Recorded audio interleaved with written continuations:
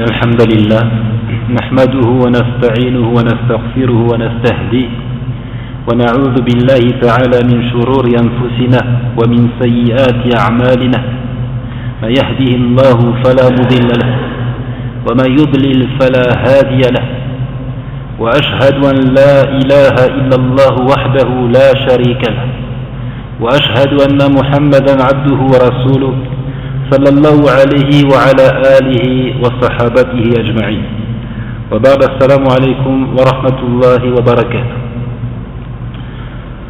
Chers frères, exceptionnellement, et en raison de l'approche du mois de Rabi'ul Awwal,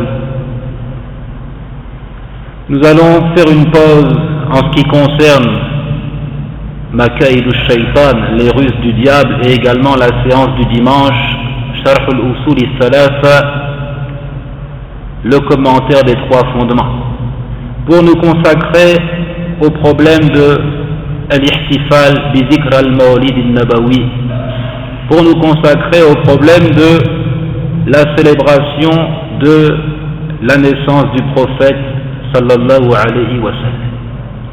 Nous allons nous appesantir sur le sujet. Nous avons devant nous 6 séances jusqu'au 14 du mois de Rabi'ul Awwal pour parler du sujet avec des précisions, Inch'Allah.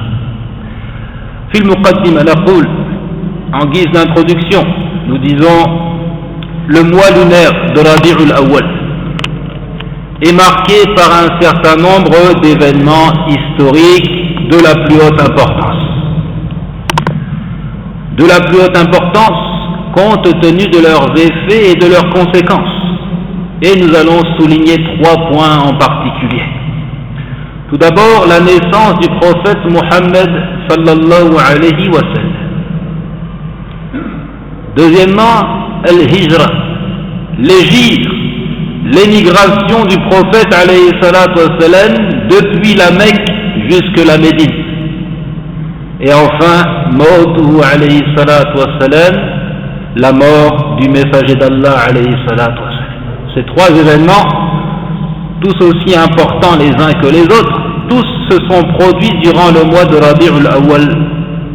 Mais s'il fallait les classer par ordre d'importance, nous dirions le plus important de tous ces événements, c'est certainement l'émigration. L'émigration qui marqua le commencement du règne de l'islam. Un islam fort, capable de gérer à la perfection la vie d'une cité, de la rendre lumineuse au point qu'elle finisse par éclairer le monde entier. C'est pourquoi cet épisode de Al-Hijra, l'hégire, fut choisi pour marquer le début du calendrier de la communauté croyante, le calendrier dit de l'hégire. Rawa ibn Abi Shayba an al-Sha'bi anna Aba Musa kataba ila Umar إنه يأتينا منك كتب ليس لها تاريخ فجمع عمر الناس فقال بعضهم أرخ بالمبعث وبعضهم أرخ بالهجرة فقال عمر الهجرة فرقت بين الحق والباطل فأرخوا بها. Dans ce que rapporte Ibn Abi Shayba de Al-Sha'bi, que Abu Musa al-Ash'ari, Abu Musa écrivit à Umar qui était alors calife. Certains de ces courriers nous parviennent sans être datés. Umar réunit alors les gens pour les consulter. Certains dirent, fixe donc le début du calendrier avec le commencement de la révélation. D'autres de proposer la fixation de la datation avec l'épisode de l'hégire. Omar dit, tranchant, prenant une décision, il dit, l'hégire a fait scission entre le vrai et le faux. L'hégire a permis de départager la vérité de l'erreur. Comptez donc les jours à partir d'elle. Comptez donc les jours à partir du moment de l'hégire. Notons au passage qu'il n'est pas venu à l'esprit des gens de la concertation Ahl al-Shura de mentionner la naissance du prophète alayhi salatu wa sallam.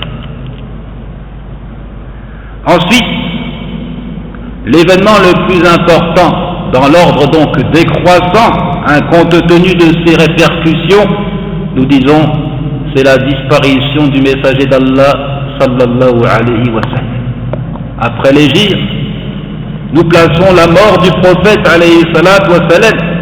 إذ بموته انقطعت النبوات وانقطع خبر السماء ووحي الله عن الأرض. Sa mort n'est pas anodine. Elle n'est pas comparable même à la mort d'un autre prophète. Elle marque la fin du cycle de la prophétie, puisqu'étant lui le dernier des prophètes. ما كان محمد أبا أحد من رجالكم ولكن رسول الله وخاتم النبيين. Mohammed n'a jamais été le père d'un de vos hommes, mais plutôt le messager d'Allah et le sceau des prophètes. Et quiconque prétend recevoir la révélation après lui n'est qu'un imposteur. Cette prétention constitue une apostasie si toutefois l'individu se réclamait de l'islam. Il disait, alayhi salatu wa salam, la nabiyya ba'di, il n'y a pas de prophète après moi. Il n'y a pas de prophète après moi. Ainsi le Très-Haut n'adressera plus la parole à l'humanité avant le jour de la résurrection. Plus question d'adresser la parole aux hommes jusqu'au jour de la résurrection. Mais nous disons, ce silence ne nuise en rien pour quiconque recherche la guidée, puisque le Coran est resté intact, puisque le dernier livre révélé restera inchangé, un tel quel. Allah s'est chargé de le préserver contre toute tentative de falsification, d'altération. Inna nahnu nazzalna dhikr wa inna lahu lahafizun. Le Très-Haut a dit, c'est nous qui avons fait descendre le rappel et nous en sommes les gardiens. Avant d'évoquer le troisième fait marquant de ce mois de Rabi'ul Awwal, c'est-à-dire la naissance du prophète alayhi salatu wassalam, la naissance du maître des fils d'Adam, du meilleur des hommes alayhi salatu wassalam, j'appuie le fait qu'il soit bel et bien mort, le fait qu'il soit bien mort, et que cela implique qu'il ne peut revenir dans le monde des vivants. Il ne peut revenir dans le monde des vivants.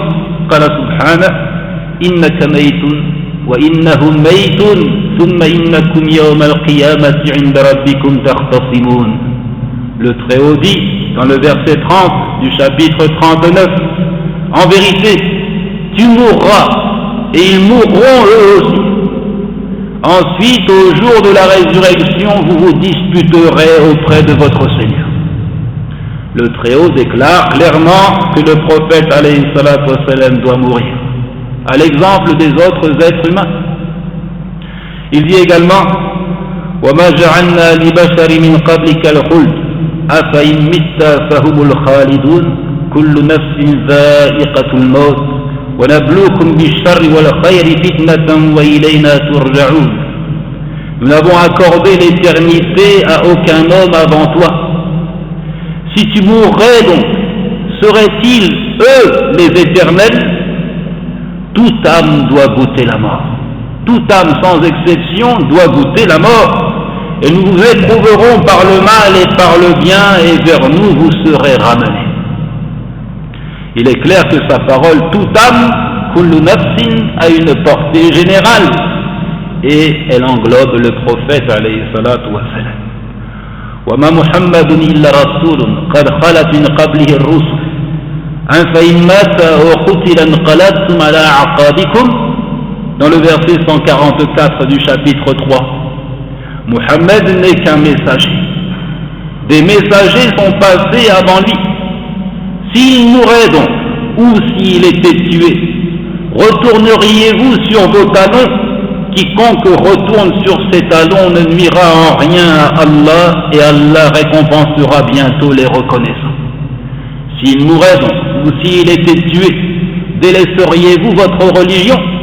Celui qui délaisse sa religion ne nuit en rien à Allah, mais Allah récompensera les reconnaissants. c'est ce verset qui fut récité par Abu Bakr as-Siddiq radiyallahu anhu au moment de la mort du prophète sallallahu alayhi wa sallam.